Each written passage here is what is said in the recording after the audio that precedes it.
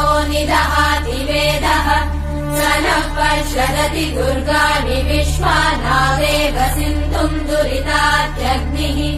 तामग्निवर्णाम् तपसा ज्वलन्तीम् भैरोचनीम् कर्मफलेषु जुष्टाम् दुर्गाम् देवीगुम् शरणमहम् प्रपद्ये सुतरसि तरसे नमः अग्ने त्वम् पारयानव्यो अस्मान् स्वस्तिभिरति दुर्गाणि विश्वाः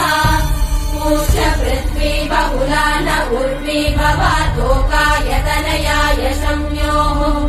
विश्वानि नो दुर्गः जातवेदः सिन्धुन्न नावादुरितातिवर्षि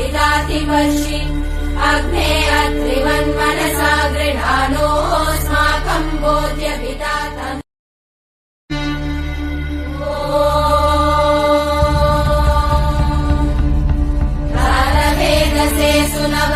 सुनवामसोभमराति यतो निदहाति वेदः स नः पर्षदति दुर्गाणि विश्वानावेव सिन्धुम् दुरितात्यग्निः तामग्निवर्णाम् तपसा ज्वलन्तीम् भैरोचनीम् कर्मफलेषु जुष्टाम् दुर्गाम् देवीगुम् शरणमहम् प्रपद्ये सुतरसि तरसे नमः अग्ने त्वम् पारयानव्यो अस्मान् स्वस्तिभिरति दुर्गाणि विश्वाः पूष्य पृथ्वी बहुला न उर्वी भवातोकायतनयाय संयोः